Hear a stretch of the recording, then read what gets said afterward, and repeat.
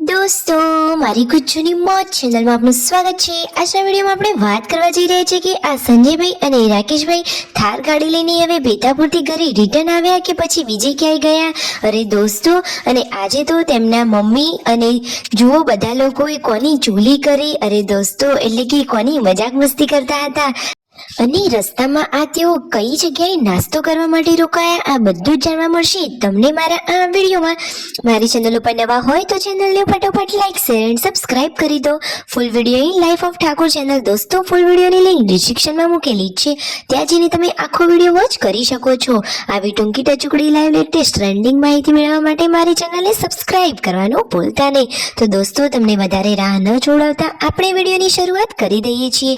તમે વિડીયોમાં લાઈવ જોઈ શકો છો કે તેમના ઘરે સબસ્ક્રાઇબરો આવ્યા હતા, તો જુઓ તો ખરા કેટલા બધા સબસ્ક્રાઇબરો આવ્યા છે। અરે ઠાકોર ફેમિલીના ફેન થોડીને ઓછા હોય, આ તો એકદમ ક્યુટ અને હેપી ફેમિલી છે, તો તેના સબસ્ક્રાઇબરો પણ ઘણા બધા હોય। આ લોકો કેનેડા રહેતા હતા અને અત્યારે અંબાજી ફરવા આવ્યા હતા, તો અત્યારે તેમણે ઠાકોર ફેમિલીની મુલાકાત લીધી, એમને પણ બહુ સારું લાગ્યું અને ઠાકોર ફેમિલીને પણ તેમની સાથે વાતો કરવાની મજા આવી ગઈ।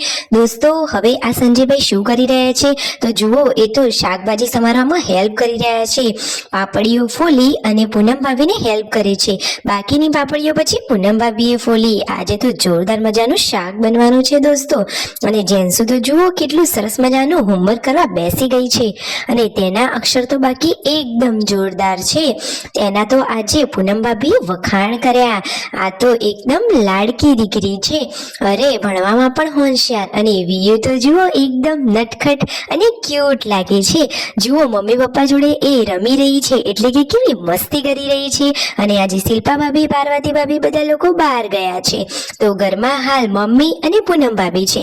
હવે તે રસોઈની તૈયારી કરે છે। આજે તો ઘરમાં દાણાનું શાક બનવાનું છે। સંજયભાઈ કહે છે મમ્મી એવું શાક બનાવજે કે હું આંગળીઓ જ ખાઈ જાઉં।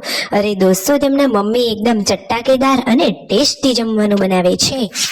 દોસ્તો રણજીતભાઈ કહે છે કે શિલ્પાને ગયા છે તો ક્યારે આવશે, તેમના મમ્મી કહે છે કે એ તો અડધી રાતે આવશે, એમ કહીને એમની ચુગલી કરે છે। અરે દોસ્તો પણ એ તો મજાક મસ્તી કરે છે, એમના ફેમિલીમાં કોઈને કશી વાતનું ખોટું લાગતું નથી અને એકબીજા ઉપર ક્યારે કોઈ ઈર્ષ્યા ભાવ કરતા નથી, બધા જ લોકો સરસ મજાનું હળી મળીને રહે છે।